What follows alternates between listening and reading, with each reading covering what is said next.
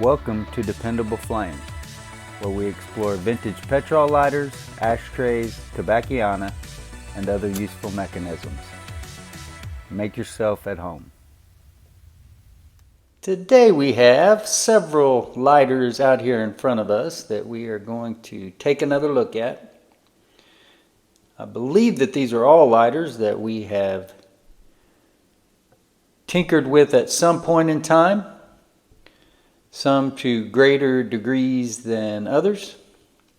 Most of these that are down there, I am just trying to determine whether or not they are ready for me to take pictures and sell.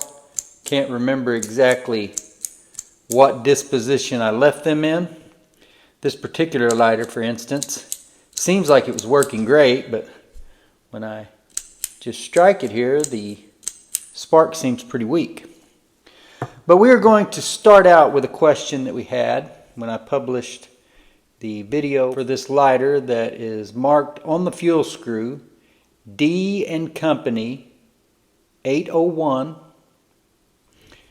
I published a video here on YouTube last week, also on TikTok and Instagram, asking if anyone has information. I have seen lighters marked similarly in the past, and we discussed that in the last video. Not that I had those lighters in my own hand, but I've seen other collectors ask questions about similarly marked lighters. There were some questions though when I published that video. But this is a closed tank lighter, as is evident by the fuel screw on the bottom of the case, and we talked last time about how this lighter insert does not come out of the case. When I made that statement in the video that this insert does not come out, there were a couple of people who asked. Actually, I think there were about 3 people who asked in the comments that if I removed both screws from the bottom, which you already see that the fuel screw is removed, that if we remove the flint screw or flint spring screw, as I typically refer to it, the question was, with those 2 screws removed, would the insert then pull out of the case? And the answer is no. This insert, I don't believe, is an actual insert. It looks to me like it was made out of a different metal and put inside, but I don't believe that it is made to slide in and out.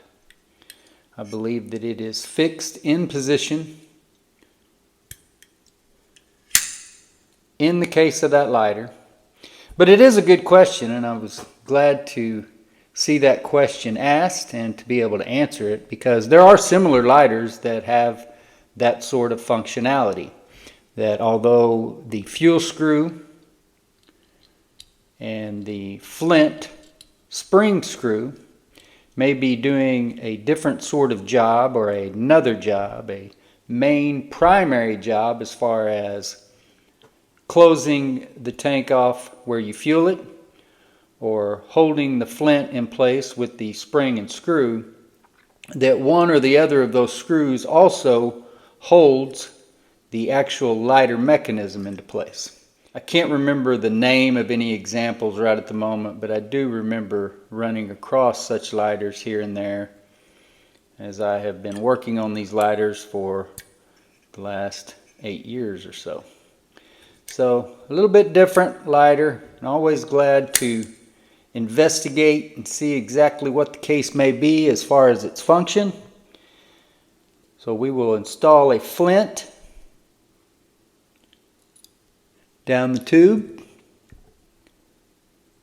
put our flint spring back in place, followed by the flint spring screw, which on this lighter is quite a bit more substantial than most flint spring screws that I have dealt with. Make sure we get that going in there straight. And tighten that down. Go ahead and test our flint, our spark off the file wheel before we get it tightened all the way down. Make sure that we get our flint grooved, going in the right direction. And we'll tighten that on down. And it appears as though we have a good solid spark.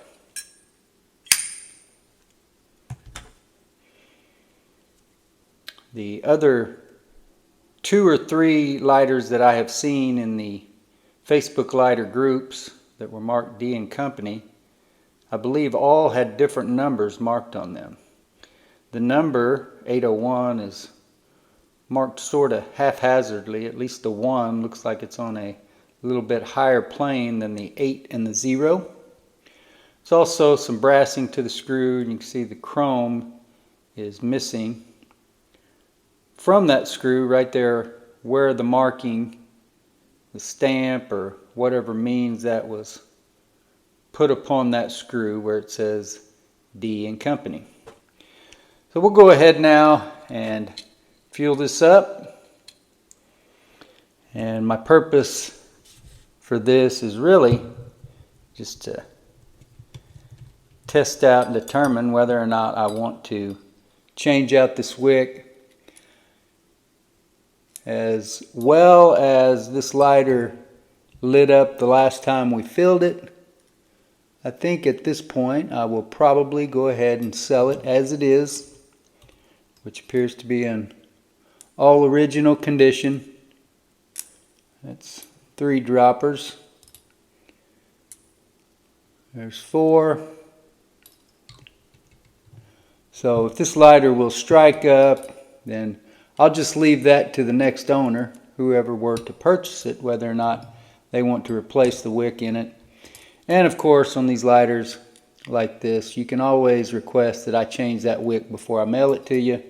Just understand that we may have some delay in the shipping depending on when you request that. Ideally, I would prefer that you request that before you make the purchase. That way we can coordinate that. But any way around it, I don't ever mind changing those wicks out. I believe that was 6 droppers.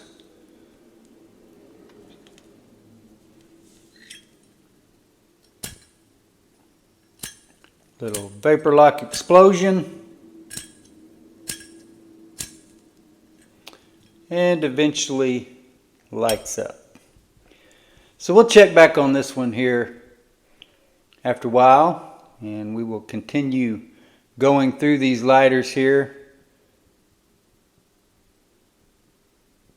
This will wrap it up for today. I appreciate you checking in and following along as we fuel this up and talk a little bit about some of the nuances and idiosyncrasies of this particular lighter. Until next time.